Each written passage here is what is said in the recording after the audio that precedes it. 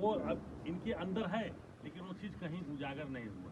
ये इस चीज़ को मैं आज से नहीं 25 साल से, जब से मैं हूँ नौकरी कर रहा हूँ, तब से नंबर 1 में ये मिले। अब मैं ज़्यादा नहीं कुछ कहूँगा।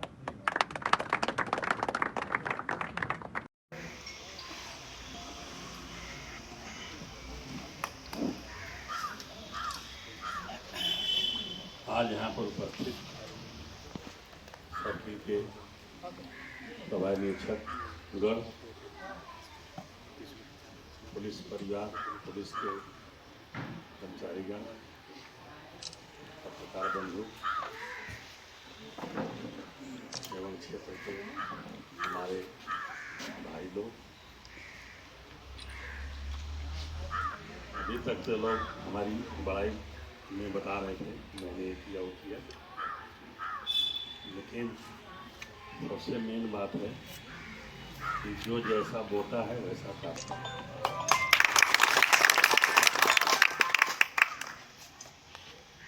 तो मेरे लिए भी इटवा से लेकर के यहाँ तक करीब 2 वर्ष होने जा रहे हैं। यहाँ मैं 17 महीना हो गया पूरा, 6 महीने में इटवा रहा। जब मैं इस ज़िले में आया और मेरी पोस्टिंग इटवा हुई, और जब मैं मेन रोड छोड़ करके गोलहौरा की तरफ गाड़ी बढ़ी, उस समय मैंने कहा कहाँ मेरी पोस्टिंग हो गई, सिद्धार्थ नगर में। फिर मेरे मन में आया कि चलो 1-2 महीने इस ज़िले में रहेंगे और फिर किसी तरह यहाँ से ट्रांसफ़र करा लेंगे। मैं जब इस ज़िले में आया और इटवा में मैं पहुँचा, उस समय जो है कोरोना का दूसरा लहर जो है शुरू हो गया, जिसमें तमाम जो है ड्यूटियाँ लगनी शुरू हुई।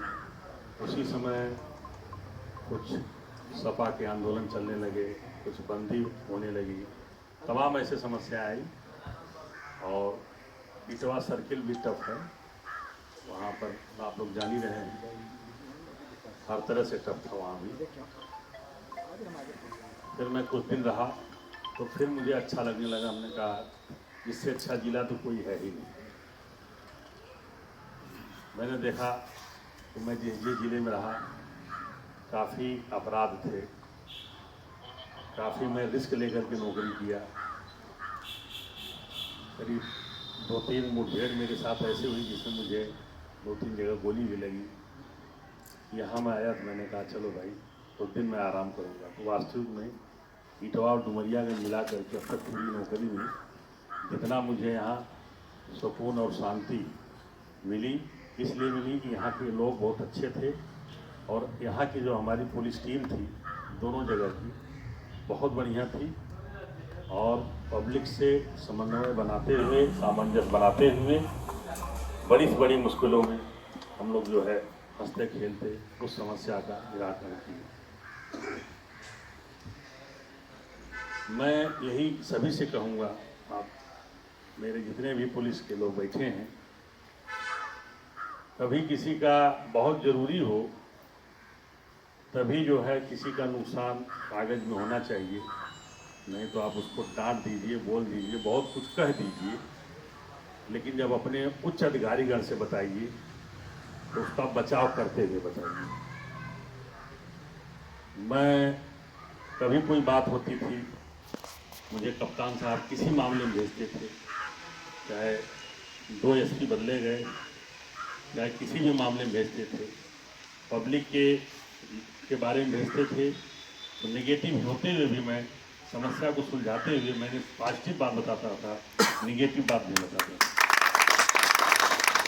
आज भी विभाग के बारे में बात है, विभाग के बारे में अगर मेरे एसपी पूछते हैं तो मैं बताता हूँ, लेकिन ये भी बताता हूँ कि सर इतना उसका पॉजिटिव काम रहा, इतना निगेटिव रहा, इसलिए सब मिला जुला करके वो बहुत बढ़िया है। अगर मुझसे पूछ लेते हैं तो मैं कभी कभी जो आदमी झूठ बोलता है, जैसे किसी की जान जा रही हो तब मैं झूठ बोलता हूँ, वैसे मैं झूठ कम बोलता हूँ। तो हमारे यही कहने का मतलब है कि मैंने अभी यहाँ पर इस क्षेत्र में मैंने तमाम त्यौहार मनाया को जो है सकुशल संपन्न कराया। सभी चुनाव जितने थे चुनाव, प्रधान से लेकर के आपका विधानसभा का चुनाव, ब्लॉक प्रमुख का चुनाव, जिला पंचायत का चुनाव, सभी चुनाव यहाँ हम लोग कराए, जिसमें आप सभी हमारे जो पुलिस के जवान हैं, हमारी जो पुलिस टीम है और यहाँ की जो जितने पब्लिक हैं, सभी का सहयोग रहा।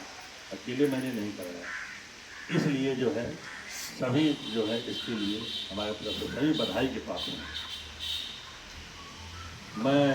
मेरे बारे में बता रहे थे इंस्पेक्टर साहब तो बनारस की, तो बनारस में मैं शुरू की नौकरी में, वास्तविक में बनारस में 9 साल रहा हूँ। 9 साल में सब इंस्पेक्टर भी रहा, इंस्पेक्टर भी रहा।